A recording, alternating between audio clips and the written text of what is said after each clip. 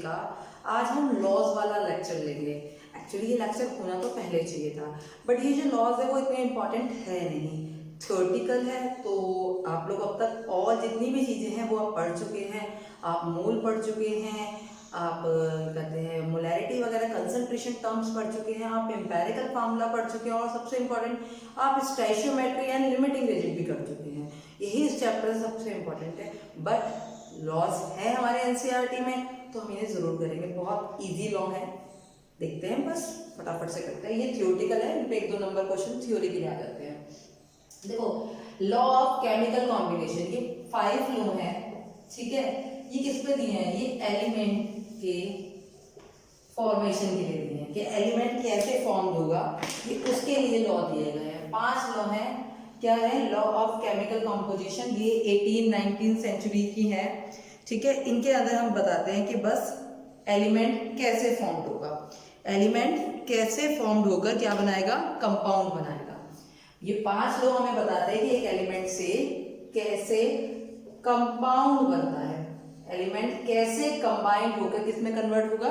Compound में convert होगा। तो ये 5 लॉ हमें पढ़ने हैं। तो फर्स्ट लॉ हम लेते हैं, आप लोगों ने 9th क्लास में पढ़ा होगा, 9th में, अपने 9th में ही है। कंजर्वेशन ऑफ मास पढ़ा है? Law of mass of conservation पढ़ा है या नहीं पढ़ा है? ठीक है। लॉ ऑफ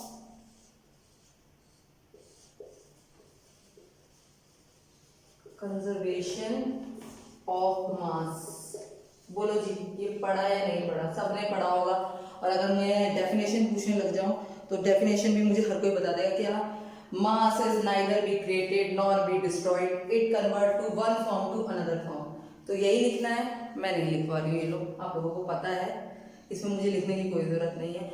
मास ना तो क्रिएट हो सकता है ना डिस्ट्रॉय हो सकता है, बस एक फॉर्म से दूसरे फॉर्म में क्या हो सकता है? कन्वर्ट हो सकता है। ये अपने आप लिखेंगे, ये आप लोगों को पता है। देखिए इक्वेशन समझ लेते हैं, C+O2 gives CO2, ठीक। अब कार्बन का कितना है? देखो भाई, इन दोनों ने मिलकर इसे बनाया, तो जो मास है वो ये मास और ये मास क्या होना चाहिए? बराबर होना चाहिए, ठीक है। ये लेविस्किर ने दिया था, इन्होंने एक ट्यूब ली थी जिसके अंदर इन्होंने प्रैक्टिकल्स किया था, इन्होंने एक वो भी बता देती हूँ अभी। ये होता है 12 ग्राम, ऑक्सीजन 32, ये 12 + 32 जी 44 ग्राम, 44 ग्राम। तो मास जो है ना तो क्रिएट हुआ ना डिस्ट्रॉय हुआ, बस एक फॉर्म से, पहले C और ऑक्सीजन में अलग अलग था, अब ये CO2 के फॉर्म में आ गया। तो एक्सपेरिमेंट में क्या था? एक्सपेरिमेंट की भी बात कर लेते हैं। उन्होंने क्या किया था? एक AgNO3 का सोल्यूशन और एक NaCl का सोल्यूशन, एक H ट्यूब थी उसमें फिल किया था, पढ़ा होगा आपने ये, ठीक है। और दोनों का वेट पहले मेजर कर लिया था हमने, ठीक है। उसके बाद उन्होंने एक्सपेरिमेंट होने के बाद फिर वेट मेजर किया और दोनों के वेट क्या है? बराबर है। यही क्या है? Law of mass of conservation, ठीक। तो हम इसमें एक न्यूमेरिकल करते हैं। न्यूमेरिकल कभी पूछा नहीं जाता है, बट जस्ट प्योर नॉलेज आपको पता होना चाहिए। तो मैं न्यूमेरिकल लिख रही हूँ, नोट करिएगा इस न्यूमेरिकल को। कुछ नहीं था इस लॉ में, सिंपल लॉ था, इसलिए मैंने इसे डिटेल में था, जितना था उतना बता दिया। देखो एक क्वेश्चन है, 10 ग्राम CaCO3 ऑन 18, क्वेश्चन लिख रही हूँ, नोट कर लो। 18 gave 4.4 gram CO2 and 5.6 gram of CA2. Show that these observation are, बस आगे आप खुद ही लिखेंगे, are in agreement with a law of conservation of mass। मैंने वैल्यू लिख ली, law of conservation of mass, इसको आप इस फॉर्मूले से करवा देंगे। तो पहले क्या करेंगे? आप रिएक्शन लिखेंगे, CaCO3 हीटिंग करने पे किसमें कन्वर्ट होती है? CaO + CO। इसका मास है 10 ग्राम, तो इसका मास कितना दे रखा है? 4.4 ग्राम, 5.5। अब भाई देखो 5.56, 4.4 को ऐड करो, 10 ग्राम आता है 0। ना तो मास क्रिएट हुआ ना डिस्ट्रॉय हुआ, बस एक फॉर्म से दूसरे फॉर्म में क्या हुआ? कन्वर्ट हुआ। ऐसा क्वेश्चन आने का तो नहीं,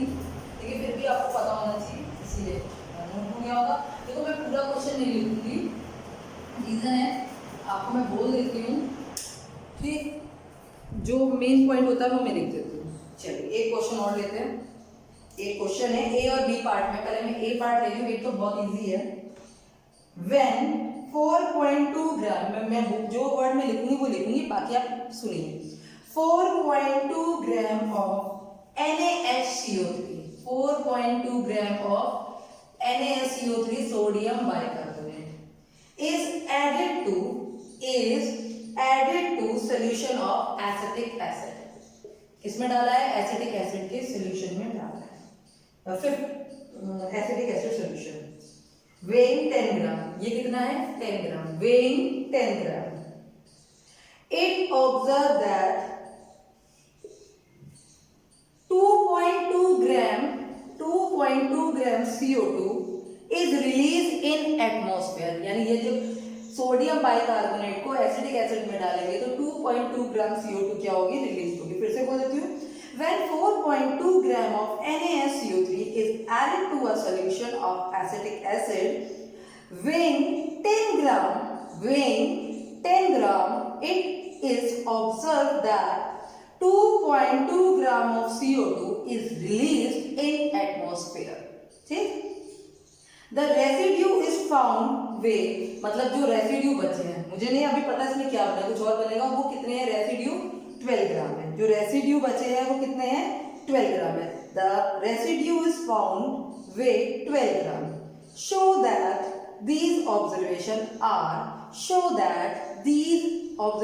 are in agreement with law of conservation of mass। ठीक, तो पहले तो इक्वेशन बनाते हैं, फिर पता चलेगा, इसलिए मैंने जगह छोड़ दी। देखिए CO2 निकल रही है, सही बात है, और क्या बन सकता है भाई? CO2 निकल रही है, Na है, CH3 है, एक बनेगा जो ये 12 ग्राम है, मैं यहाँ लिख देती हूँ CH3COOMa। ठीक बच्चा जी, देखो CH3COOMa यहाँ आ गया। ठीक, CO2 निकल गई प्लस वाटर। तो अब मुझे क्या प्रूव करना है? अब मुझे इसमें प्रूव करके दिखाना है। क्या प्रूव करके दिखाना है? कि जो कहते हैं रिएक्टेंट है, मतलब ये लॉ ऑफ मास कंजर्वेशन को फॉलो कर रहा है। भाई इन्होंने रेसिड्यू कहा है, मुझे क्या पता रेसिड्यू में कितने हैं? इन्होंने बोला 12 ग्राम। ठीक, तो शो करते हैं 4.2 प्लस 10 कितना हो गया? 14.2 ग्राम। ठीक, प्रोडक्ट को देखते हैं, प्रोडक्ट कितना है? 2.2 प्लस 12 ग्राम, कितना हो गया? 14.2 ग्राम। दोनों बराबर है, दोनों बराबर है। अच्छा, आपके दिमाग में क्वेश्चन आ रहा होगा मैम रिएक्शन ना आए तो कोई दिक्कत नहीं, आप क्या करो, जो रिएक्टेंट है वो reactant weight product weight it is equal, follow mass conservation law, बस बात खत्म। आपको पूरी रिएक्शन लिखने की जरूरत है, तो मैं आपको समझाने के लिए लिखवा रही हूँ। ठीक, इसका सेकंड पार्ट बहुत अच्छा है, जिसकी वजह से मैंने क्वेश्चन चूज किया। ठीक है, सेकंड पार्ट लिखिए, ये अच्छा है। सेकंड पार्ट है, इफ 6.3 ग्राम NaSCO3 added, मैं प्लस लगा रही हूँ, added 15 ग्राम एसिटिक एसिड, 15 ग्राम एसिटिक एसिड सॉल्यूशन, और उन्होंने कहा रेसिड्यू का जो वेट है वो है 18 ग्राम। इसका रेसिड्यू का लिख देते हैं भाई, इसका रेसिड्यू का वेट कितना है? 18 ग्राम है। इसका है 18 ग्राम। ठीक, और आपको बताना है कितनी CO2 एटमॉस्फेयर में रिलीज हो गई, आपको बताना है भाई। पहले आपने प्रूव कर दिया, इस क्वेश्चन में पहले प्रूव कर दिया, ये मास कंजर्वेशन के लॉ को फॉलो कर रही थी। अब बताना है CO2 कितनी रिमूव हो रही है। अब इसके लिए आपको इक्वेशन लिखनी पड़ेगी, NaHCO3 नहीं भी लिखोगे तो भी काम चल जाएगा, क्योंकि हम बिना इक्वेशन के भी कर लेंगे, लेकिन हमें आदत है इक्वेशन करने की हर काम, इसलिए मैं लिख रही हूँ। नहीं होता तो भी कोई दिक्कत मत लेना, मैं बता दूंगी कैसे। ठीक, इन्होंने कहा है रेसिड्यू, इन दोनों को मिलाकर कितना है? 18 ग्राम। ठीक, अब देखो ये सब बराबर होते हैं, ये कितना है? 6.3 प्लस 15 ग्राम इक्वल किसके होता है? 18 ग्राम, और CO2 को हम ले लेते हैं x। बताओ x की वैल्यू क्या हम नहीं फाइंड कर सकते? आराम से फाइंड कर सकते हैं। x आप इससे क्या करेंगे? फाइंड कर लेंगे। तो अगर मुझे नहीं पता होती रिएक्शन तो मैं क्या लेती? रेसिड्यू प्लस CO2, रेसिड्यू, और मुझे बैलेंस करने की इसलिए जरूरत नहीं पड़ी। क्यों? क्योंकि इसमें मुझे क्या नहीं लेना? कोई मुझे अपने तरफ से थोड़े मार्क्स देना, तो मार्क्स दे रखा है इसलिए। ठीक, ये इनिशियल क्वेश्चन थे जब आपको रिएक्शन लिखनी नहीं आती थी, जब आपको ज़्यादातर मार्क्स नहीं आते किसी तभी के, ठीक है, इसीलिए ऐसे क्वेश्चन है। अब ये यूज़ नहीं होते, कोई नहीं देता है, लेकिन फिर भी आपको पता होने चाहिए। तो ये आपका था कौन सा, लॉ ऑफ कंजर्वेशन। अब आता है सेकंड लॉ। सेकंड लॉ और थर्ड लॉ आपके पेपर में पूछ लिया, तो फर्स्ट लॉ कम पूछ जाता है क्योंकि यही है, मैं पता आपको आता है, इसीलिए आपका सेकंड लॉ और थर्ड लॉ आपका पेपर में पूछा जाता है। मैं लिखती हूँ, ठीक है। अगला लॉ आता है law of definite proportion. Definite proportion, constant proportion, इसमें कहा जाता है chemical compound is always found to made up of same element combined together in same face proportion. Means अगर आपने H2O लिया, एक ने ले लिया टैप वाटर और एक ने ले लिया किसी सी से, एक ने ले लिया टैप वाटर और एक ने ले लिया सी से, और एक ने किसे ले लिया, आपने लैब में बना लिया, तो क्या हुआ, जब इस H2O का आपने मास का प्रोपोर्शन देखा, 2 उसमें ले रहे थे, इसमें 16 ले रहे थे। जब आपको सी से आपने वाटर लिया तो भी एक प्रोपोर्शन निकला, और आपने लैब में बनाया तो भी H2O में 2 × 16 यानी कि 1 8 1 8 1 8। इसका मतलब आप कोई भी कंपाउंड कहीं भी बनाएं, वो जो जिस मास से एक दूसरे से रिएक्शन मतलब कंबाइंड होते हैं, उसका प्रोपोर्शन क्या होता है, ऑलवेज कांस्टेंट होता है। उसका प्रोपोर्शन क्या होता है, ऑलवेज क्या होता है, कांस्टेंट होता है। आपने अगर आपने वाटर लिया, वो टैप वाटर ले लिया, तो भी उसमें कितने होंगे, 2 ग्राम हाइड्रोजन होंगे और 16 ग्राम क्या होगी, ऑक्सीजन होगी, तब भी रेशियो 1.8 ही आएगा, ठीक है, 1:8 आएगा। अगर आपने सी वाटर लिया तो भी H2 ही होगा, उसमें तब भी क्या होंगे, 2 ग्राम क्या होंगे, 2 ग्राम क्या होंगे आपके हाइड्रोजन होंगे, 16 ग्राम क्या होंगे, ऑक्सीजन होगी, तब भी रेशियो क्या आएगा, 1:8 का ही आएगा। और अगर आप लैब में, लैब नहीं है लैब में, अगर आप लैब में भी बनाएंगे, खुद आपने बनाया, तो भी क्या होगा, हाइड्रोजन के 2 ग्राम यूज होंगे, ऑक्सीजन के 16 ग्राम यूज होंगे, और उनका रेशियो क्या आएगा, 1:8 ही आएगा। यही बात है, कोई कंपाउंड कहीं से मिले, उनका जो प्रोपोर्शन होता है वो क्या होता है, हमेशा फिक्स होता है। क्या होता है, फिक्स। इसीलिए बोलते हैं लॉ ऑफ डेफिनेट प्रोपोर्शन या लॉ ऑफ कांस्टेंट प्रोपोर्शन। ठीक, तो एक न्यूमेरिकल इसको भी देख लेते हैं। पहले मैं इसकी लिमिटेशन लिख देती हूँ, देखो सुन लो लिमिटेशन। लिमिटेशन क्या है इसकी, इसकी लिमिटेशन है कभी भी आइसोटॉप में यूज नहीं हो सकता। कैसे, मैं बता देती हूँ आपको। आइसोटॉप में क्यों नहीं यूज होता, आपने CO2 लिया, ठीक, ये तो ले लिया आपने कार्बन 12, एक बार कार्बन 12 और यहाँ ले ली कार्बन 14। अब बताओ, यहाँ पे आ गया 12 रेशियो कितना आ गया, 32, यहाँ पे आ गया 14 रेशियो 32, ये तो अलग हो गया ना। तो ये लॉ आइसोटॉप के लिए एप्लीकेबल नहीं है। कार्बन 12 ही होता तो रेशियो क्या होता, सेम होता, लेकिन यहाँ पे कार्बन 12 है, यहाँ कार्बन 14 आइसोटॉप। तो ये जो लॉ है वो क्या होता है आपके, किसके लिए, आपके आइसोटॉप के लिए एप्लीकेबल नहीं है, आइसोटॉप के लिए एप्लीकेबल नहीं है। ठीक है, इतनी बात समझ में आ गई। एक क्वेश्चन है इस पर, चलिए क्वेश्चन लेते हैं। सिंपल सा क्वेश्चन है, अब सोचो कि मैम क्वेश्चन क्यों बता रही, आने नहीं तो है, एक सिंपल क्वेश्चन है, देख लो कभी कहीं कहीं कोई चीज कब मिल जाए पता नहीं चलता। 11th में नहीं मिलेगी, आगे मिल जाएगी। ठीक, अगला है 1.375 ग्राम क्यूप्रिक ऑक्साइड। क्यूप्रिक, देखो एक चीज याद रखो, आप लोगों ने 10th क्लास में पढ़ी थी, जहाँ भी एक लगता है वो होती है हाई वैलेंसी, और जहाँ भी अस लगता है वो होती है लो वैलेंसी। पहले बता दूं मैं आपको, चलो पहले इसी की बात कर लेते हैं। अगर मैं देखो आयरन की मुझे पता है 2 वैलेंसी होती है, +2 +3। अगर मुझसे कोई कहेगा फेरिक, क्या कहेगा, फेरिक, क्या कहेगा, फेरिक, तो मैं क्या लगाऊंगी, +3, बड़ी के लिए लिख के लिए। कोई मुझे कहेगा फेरस, अस कह दिया तो मैं कौन से लगाऊंगी, यहाँ मुझसे क्या कहा है, क्यूप्रिक, क्या कहा है, क्यूप्रिक। अब कॉपर की कितनी वैलेंसी होती है, पहले तो यही पता होना चाहिए, कॉपर भी 2 टाइप की वैलेंसी शुरू होता है, +2 +1।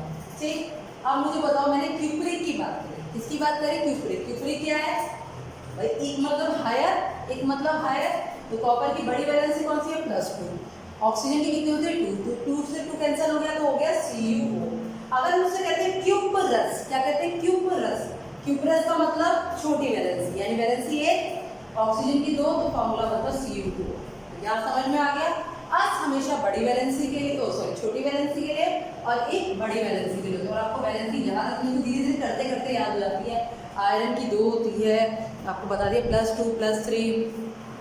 कॉपर की होती है +2 +1, ऐसे करते जाइए, याद हो जाएगा। यहाँ बोला क्यूप्रिक ऑक्साइड, तो लिख लिया was, देखो 1.375 ग्राम of cupric oxide was reduced by heating in a current of hydrogen। ठीक है, इसे आपने हीट किया है करंट ऑफ हाइड्रोजन, हीट किया current of hydrogen, and weight of copper that remained was 1.098। मतलब क्यूप्रिक ऑक्साइड को आपने हीट किया, चाहे किसी से भी किया, उन्होंने बात करो कॉपर मिला, आपको कॉपर कितना मिला? कॉपर मिला 1.098। ओके, ये तो फर्स्ट एक्सपेरिमेंट था। सेकंड एक्सपेरिमेंट भी किया है इन्होंने। सेकंड एक्सपेरिमेंट में क्या किया इन्होंने? 1.179 ग्राम क्यूप्रिक ऑक्साइड को हीट किया। तो हमारे कॉपर, तब हमने किसमें किया?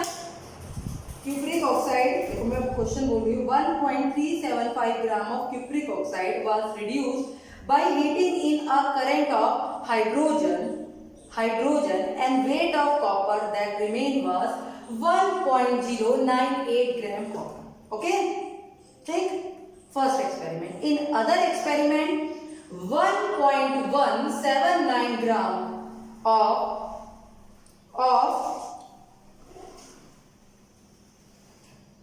कॉपर, एक मिनट देख लेते, मैंने सुनो, 1.179 ग्राम of copper was dissolved in nitric acid,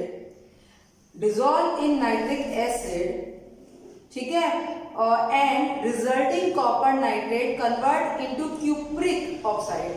मतलब पहले कॉपर को HNO3 में क्या किया? डिसॉल्व करा, जिससे बन गया कॉपर नाइट्रेट। क्या बन गया? कॉपर नाइट्रेट, और जिसे गर्म करने पर वो क्यूप्रिक ऑक्साइड में टूट गया। ठीक है, convert into cupric oxide by ignition। The weight of cupric oxide is 1.476 ग्राम, और कॉपर का वेट कितना लिया था हमने शुरू में? 1.179 ग्राम। ठीक, तो इसके show the result of constant composition, हमें ये लॉ प्रूव करना है, कुछ भी नहीं करना। ठीक, अब क्यूप्रिक ऑक्साइड में एक तो कॉपर है, एक ऑक्सीजन है। ठीक, तो पहला केस लेते हैं, एक्सपेरिमेंट नंबर फर्स्ट। ठीक है, क्यूप्रिक का वेट कितना हुआ? 1.375 ग्राम। कॉपर का कितना हुआ जी? 1.098। बस ये ऑक्सीजन का निकाल लो, इससे ये माइनस करेंगे, ये लो जी ऑक्सीजन निकल गया। कितना आएगा निकल कर आ जाएगा ये आपका 0.277। ठीक, यह तो एक तरीका है। कॉपर उसके एसिड 1.098 रेशियो कितना? 2.77। अगर मैं इसे हटा दूं तो ये कितना हो जाएगा? 277, ये 1000 समथिंग। तो अगर मैं इसे लगभग ले लूं, लगभग ये कैलकुलेशन कर सकते हैं, नहीं तो मैं इसकी परसेंटेज निकालती हूँ। अगर इसे मैं 300 ले लूं और इसे 1100, तब भी मेरा पूरा नहीं जाएगा, लगभग ये 3.5 × 1 होगा, लगभग। ठीक, चलो इतना है। तो एक तो ये है। अगर नहीं हम कैलकुलेशन कर सकते, हमें अप्रोक्स चाहिए, तो मैं क्या करती हूँ? परसेंटेज निकाल लेती हूँ। क्या निकाल लेती हूँ? परसेंटेज निकाल लेती हूँ। किसकी? Percentage of cupric oxide. कैसे निकालेंगे परसेंटेज भाई क्यूप्रिक ऑक्साइड की? बताओ मुझे जरा, क्यूप्रिक ऑक्साइड की परसेंटेज कैसे निकालेंगे? Percentage of oxygen in cupric oxide कैसे निकालेंगे? ऊपर ऑक्सीजन का वेट इंटू 100 और नीचे टोटल वेट। कितना टोटल? 1.375। अभी देख लेते हो कैलकुलेट करके कितना आ रहा है। ये कैलकुलेट करके आ रहा है 20.14। ठीक, ये तो ये तरीका है, कैलकुलेशन है, इसलिए हमें सिंपल। ठीक, अब मैं बात करती हूँ एक्सपेरिमेंट नंबर सेकंड की। सेकंड में क्यूप्रिक का वेट कितना है? 1.475। कॉपर का कितना है? 1.799 ग्राम। ठीक, ऑक्सीजन कितनी आएगी? सेम वैसे करना है। कितनी आ रही है ऑक्सीजन? 0.297। लगभग सेम है, लगभग सेम है। अगर मैं इसे रख दूं, किसे? कॉपर को तो ये लगभग 1200 ही आ जाएगा 4.1 के रेशियो, इक्वल ही आ रहा है। चलो परसेंटेज से निकाल लेते, क्योंकि रेशियो जब पूरे में ना निकल पाए तो फिर एक ही तरीका होता है परसेंटेज निकालने का। इसमें ऑक्सीजन की परसेंटेज निकालते हैं। ऊपर आ गया 0.297, नीचे आएगा into 100 और इसे कैलकुलेट करके परसेंटेज 20.14। तो यानी ऑक्सीजन की परसेंटेज दोनों में सेम है भाई, पहले वाले एक्सपेरिमेंट में सेम है, दूसरे में भी सेम है। इसका मतलब क्या है, यानी इनका क्या है, कंपोजिशन क्या है, कांस्टेंट है। तो ये शो करता है कांस्टेंट। एक या तो आप रेशियो करके दिखा दो कि दोनों में रेशियो 1/4 का आ रहा है, 1/4 का आ रहा है, लेकिन हम इसे पूरा नहीं कर सकते, या तो फिर आप कैलकुलेटर यूज करो पूरा करने के लिए। तो फिर सबसे अच्छा तरीका परसेंटेज दोनों की निकाल दो, दोनों की इक्वल आ रही है तो इसका मतलब प्रूफ कर रहा है ये लोग। ठीक, ये लोग पहले एप्लीकेबल थे, ये 18th सेंचुरी और 19th सेंचुरी के बने हुए हैं, अभी के नहीं है। आपको हमारे जो हम पढ़ते हैं, किससे पढ़ते हैं, सब हमारी सब स्टोइशियोमेट्री आ गई, सब कुछ आ गया, हम इसको तो यूज ही नहीं करते हैं। ठीक, अगला वेरी वेरी इंपॉर्टेंट, ये पेपर में जरूर पूछा जाता है। क्यों पूछा जाता है, क्योंकि काफी बड़ा और टिपिकल लैंग्वेज का है।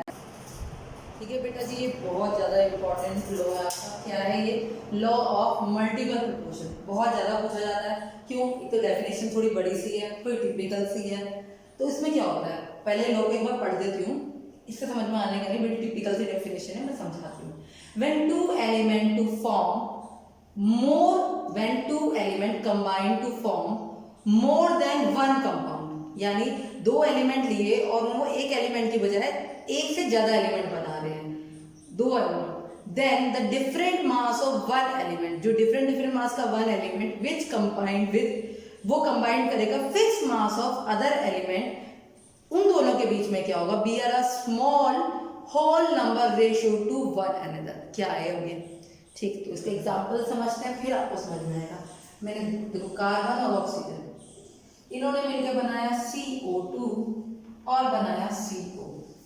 Carbon dioxide, carbon monoxide. ठीक, यहाँ कार्बन का वेट कितना है पता है, कार्बन का 12 होता है, ऑक्सीजन कितने 2 है, तो ऑक्सीजन का होगा 32, यहाँ क्या है 12, यहाँ 32। अब पढ़ते हैं, व्हेन टू एलिमेंट, अब देखो combine to form more than one compound, दो कंपाउंड बना रहे हैं, एक से ज्यादा कंपाउंड बना रहे हैं, 3 भी बना सकते हैं, 4 भी सकते हैं, दो कंपाउंड बना रहे हैं या नहीं बना रहे, लाइन को लाइन पढ़ते हैं।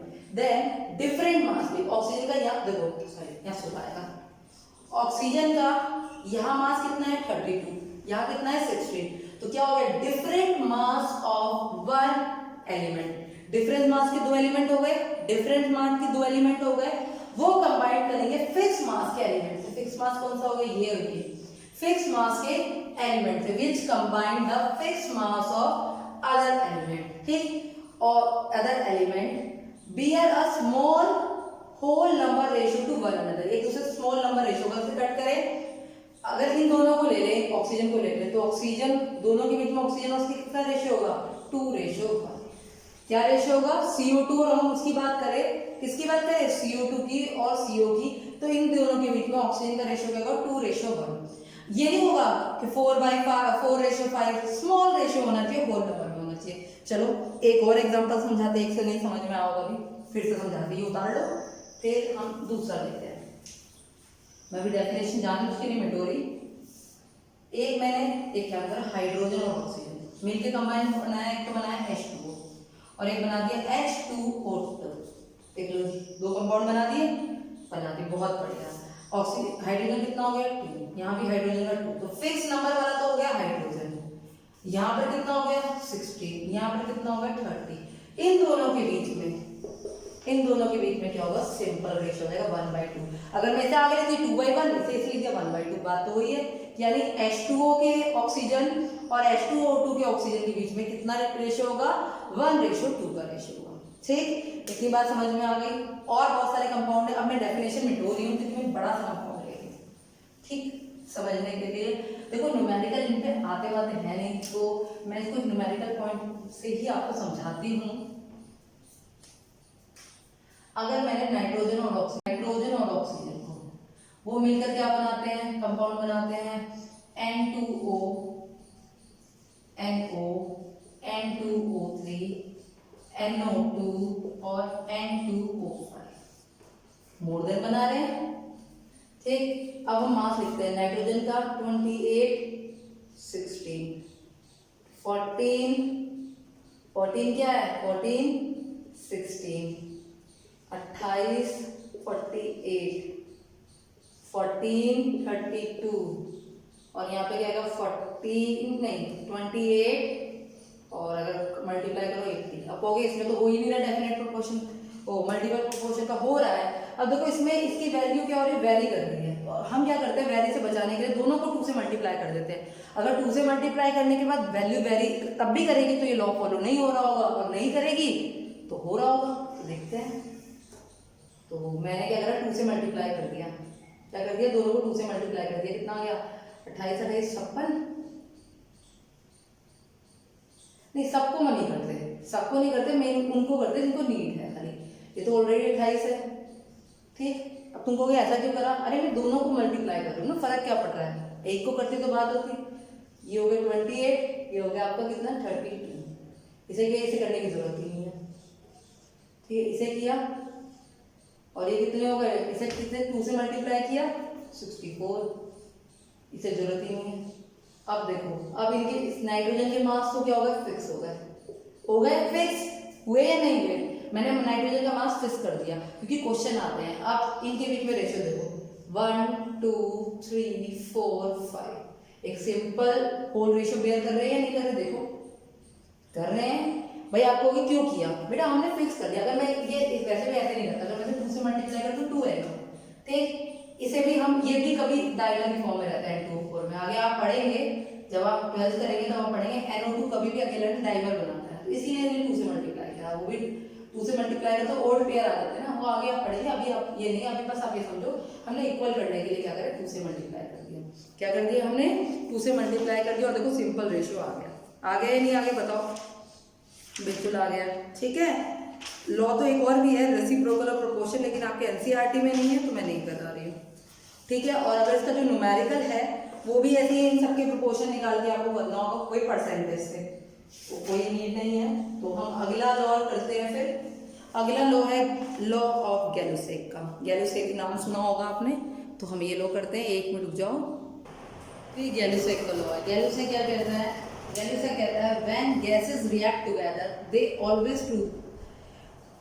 they always do so in volume which bear a simple whole number ratio to one another to the volume of product at similar condition of temperature and pressure। अब क्या है ये भी बता देती हूँ, कुछ नहीं है, एक गैस है, हमने बाद में तो पढ़ लिया था, गैसेस कंडीशन पे ये तो एप्लीकेबल होता है, ठीक। गैसेस कंडीशन में क्या है, ये बोलते हैं कि ये 1 वॉल्यूम है, पहले वॉल्यूम ये गैस है, ये भी गैस है, ये भी गैस है, हम बोलते हैं 1 वॉल्यूम H2 का 1 वॉल्यूम Cl2 के साथ रिएक्ट करके बनाता है 2 वॉल्यूम HCl। अगर आपने इसके कितने ले लिए 10 वॉल्यूम ले लिए, तो Cl2 के भी कितने लेने पड़ेंगे 10 वॉल्यूम लेने में, वही स्टोइचियोमेट्री है, और ये कितना बनेगा 20 वॉल्यूम। आगे जाके हमें पता चला ये वॉल्यूम नहीं थे, ये मोल थे, आगे जाके जब स्टोइचियोमेट्री हमने पढ़ चुके हैं तो हमें पता चला ये मोल है, लेकिन ये उसी समय स्टोइचियोमेट्री की ही शुरुआत हो गई थी कि भाई इसका तब इसे वॉल्यूम का 1 वॉल्यूम 1 वॉल्यूम 2 वॉल्यूम से रिएक्ट करता है। अगर मैं 10 ले लूं तो 10 किससे करेंगे 10 से और 20, और रेशियो अगर निकालना चाहे तो क्या आ जाएगा रेशियो का 1:1:2, यानी ये सिंपल होल नंबर रेशियो ही ये फॉलो करते हैं। ये रिएक्शन नहीं होगी, कोई और रिएक्शन हो लेते हैं, 1 मिनट रब कर रही हूँ। अगर मैंने ले लिया कोई और रिएक्शन ले ली, मैंने ले लिया H2 plus O2 gives 2H2O, तो मैं कहूंगी 2 वॉल्यूम H2, भाई ये भी उसमें स्टीम में बनेगा 2 वॉल्यूम, ये भी गैस फॉर्म में है तब में, ठीक। ये कितना हुआ 1 वॉल्यूम और ये कितना हुआ 2, तो इनके बीच में रेशियो कितना आ गया, इनके बीच में रेशियो कितना आ गया 2:1:2। अगर मैं कह दूं मेरे पास कितने हैं 50 वॉल्यूम है, 50 वॉल्यूम के H2 के साथ O2 कितनी करेगी, O2 कितना करेगा 25 वॉल्यूम, हाफ हो जाएगा इसका, और H2 कितना बनेगा 50 वॉल्यूम, तो कर लो रेशियो कितना आएगा 2:1:2, यही आएगा। एक क्वेश्चन करते हैं फिर समझते हैं इसे, तो मैं रब कर रही हूँ, देखिए बहुत सिंपल से लॉ है, सब हमने आगे डिटेल में अलग तरह से पढ़े हैं, बट इनकी इंपॉर्टेंस नहीं है इसीलिए इनको पहले बनाया गया था, इनकी इंपॉर्टेंस नहीं रही, कोई बात नहीं, चलिए अगला क्वेश्चन करते हैं।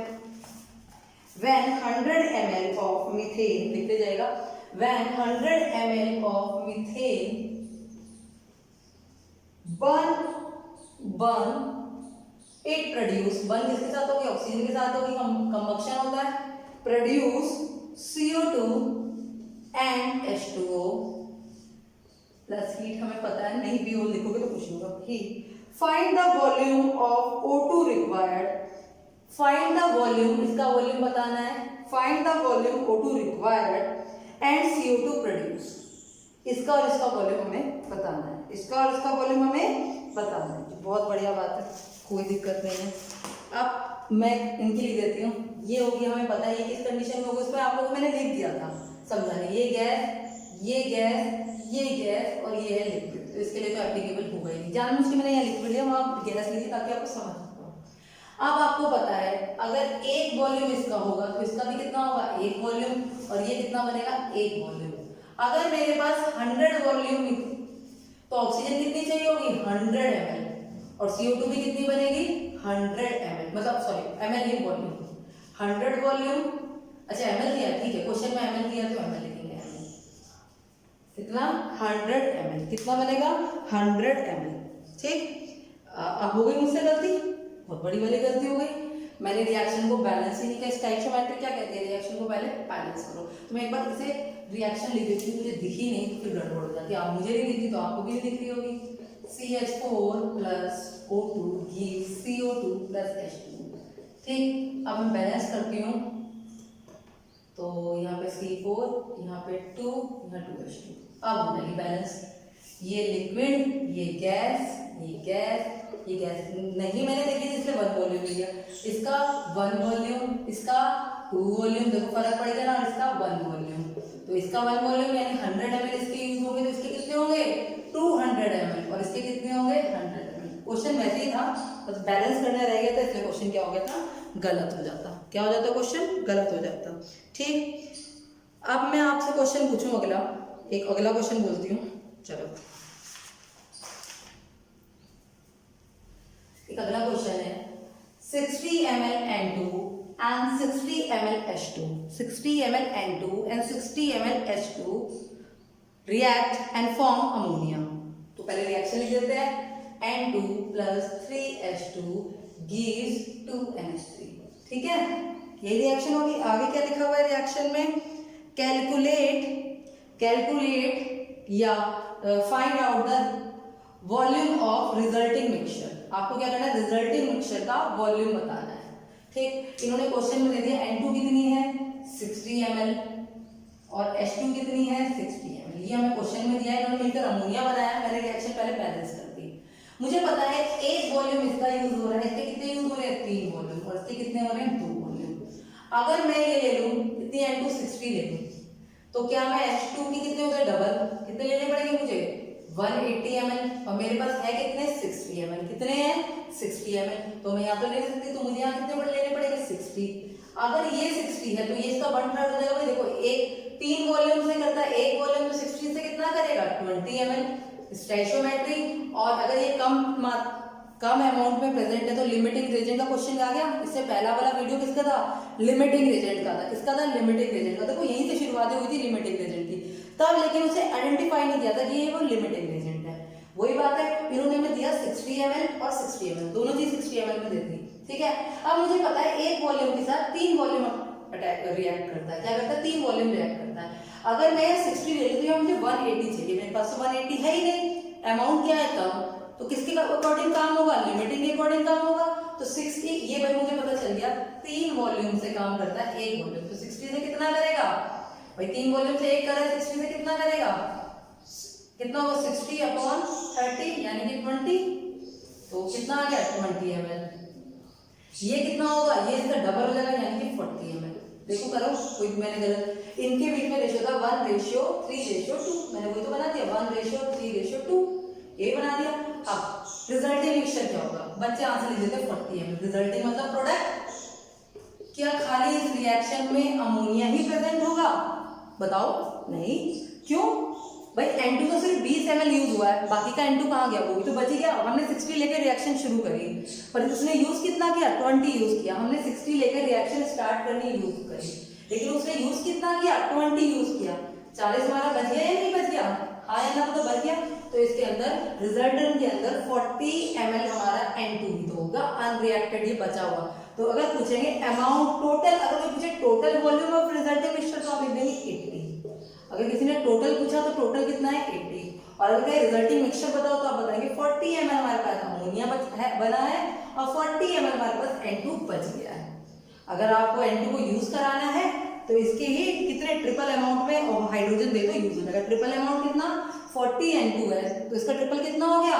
40 का ट्रिपल कितना हो गया? 120 ml हमें हाइड्रोजन दो, हम सारा अमोनिया बना देंगे। अगर दो नहीं है तो 40 ml अपने पास रखो। ठीक, तो ये था गैलोसेफ का लॉ। ठीक, अब लास्ट है हमारा कौन सा? Avogadro hypothesis. तो ये है एवोगैड्रो लॉ, लास्ट लॉ है। It states that equal volume of all gas at same temperature and pressure contain equal number of molecule। अब भाई आपने क्या करा? H2 लिया, ठीक, एक इस कंटेनर में मैंने H2 ले लिया। फॉर एग्जांपल इसके अंदर 100 ml H2 है, ठीक, और उसके अंदर कितने मॉलिक्यूल है? X मॉलिक्यूल है। कितने मॉलिक्यूल है? X molecule. भाई गैस की अपनी को शेप तो नहीं, अब मैंने क्या करा? 100 निकाल दिया इसके अंदर से हाइड्रोजन, और मैंने 100 क्या डाल दी? 100 की जगह मैंने क्या डाल दिया? 100 ml ऑफ O2 डाल दिया। तो O2 के मॉलिक्यूल कितने होंगे? भाई इसके अंदर सेम कंडीशन में क्या होता है? इक्वल वॉल्यूम में इक्वल मॉलिक्यूल होते हैं। तो 100 ml इसका भी है, तो इसके भी वॉल्यूम कितने होंगे? X मॉलिक्यूल होंगे। कितने मॉलिक्यूल होंगे इसके? X मॉलिक्यूल होंगे। कैसे होंगे? X molecule. कितने होंगे? X मॉलिक्यूल्स होंगे। ठीक, तो इक्वल कंडीशन पे दोनों के मॉलिक्यूल्स क्या है? सेम है। दोनों के मॉलिक्यूल क्या है? सेम है। अगर अब मैं इसकी जगह मीथेन गैस डाल दूं तो मीथेन के भी कितने? और मीथेन भाई ये मैंने डाइमर एक जैसी डाली थी, अगर मैं कुछ और डालूं तो उनके मॉलिक्यूल क्या होंगे? सेम होंगे। अच्छा, अगर आप मुझसे कहिए बताओ, अगर मैं इसके अंदर 50 ml डालूं O2 तो बताओ मॉलिक्यूल कितने हो जाएंगे? भाई 100 ml में X है तो 50 में कितने हो जाएंगे? X/2। कितने हो जाएंगे? X/2। एक रिएक्शन तो समझते हैं, वही बात है जो कह रखा है। इतने एवोगैड्रो का मतलब बाद में एक कांस्टेंट नंबर दे दिया था कि भाई एक मोल में Na मॉलिक्यूल्स होते हैं। सिंपल वही बात है। देखो H2 पहले वॉल्यूम से थी, H2 + Cl2 गिव 2HCl। ठीक, एक वॉल्यूम, 1 वॉल्यूम, 2 वॉल्यूम। अगर 1 वॉल्यूम में n है, इसमें n है, तो इसमें कितने होंगे? 2n। कितने होंगे? 2n। ये हम सिंपल लैंग्वेज में कर देते हैं। वॉल्यूम क्या होता है? डायरेक्टली प्रोपोर्शनल होता है किसके? नंबर ऑफ मॉलिक्यूल्स के। इसमें n जो है वो नंबर ऑफ मॉलिक्यूल्स है। पहले नंबर ऑफ मॉलिक्यूल में लिख देती हूँ, नंबर ऑफ मॉलिक्यूल्स, कभी n मोल समझ लो, बस सिंपल सी बात है। अगर इसके अंदर, अगर आप बोलो इसके अंदर n/2 है, इसके अंदर n/2 है, तो इसके अंदर कितने हो जाएंगे? n। कितने हो जाएंगे? n। तो वॉल्यूम क्या है? डायरेक्टली प्रोपोर्शनल है नंबर ऑफ मॉलिक्यूल्स का। बस कोई और रिएक्शन ले लो, और रिएक्शन ले लो। अगर आपने कोई और रिएक्शन ले लेते हैं, आपने ले ली N2 + 3H2 गिव 2NH3। ठीक, अब इसका 1 वॉल्यूम, इसका 3 वॉल्यूम, इसका 2 वॉल्यूम। अगर 1 वॉल्यूम में n मॉलिक्यूल है तो 3 में कितने हुए? इसके अंदर 3n मॉलिक्यूल होंगे और इसके अंदर कितने होंगे? 2n molecule. बस मोलिक्यूल का नंबर क्या है? सेम है। 1 में एक मतलब इक्वल वॉल्यूम में इक्वल क्या है? आपके नंबर ऑफ मॉलिक्यूल्स है। नंबर ऑफ मॉलिक्यूल्स है, ये लॉ था।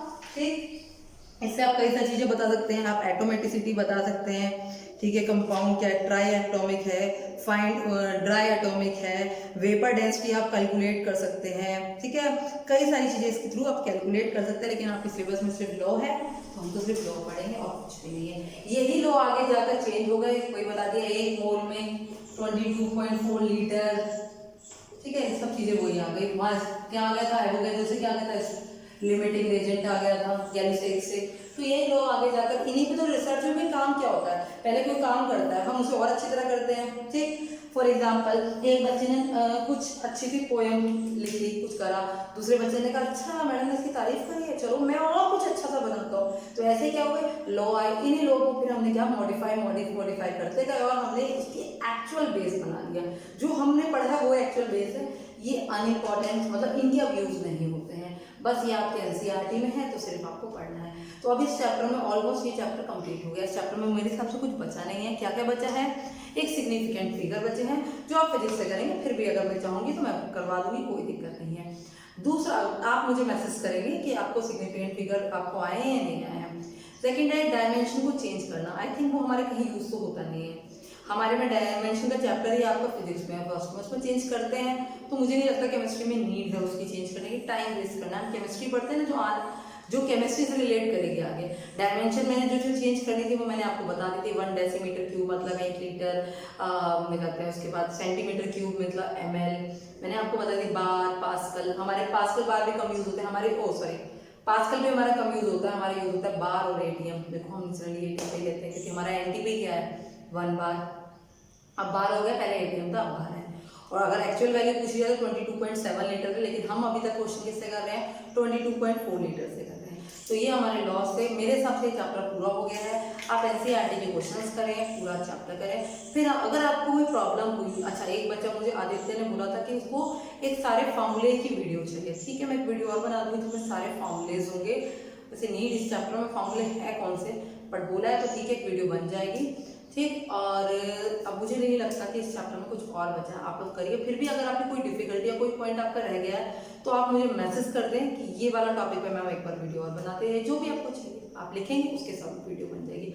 और 2-3 दिन का टाइम देती आराम से कर लीजिए, चैप्टर कंप्लीट कर लीजिए, फिर हम सेकेंड चैप्टर पे मूव करेंगे। Okay, all the best.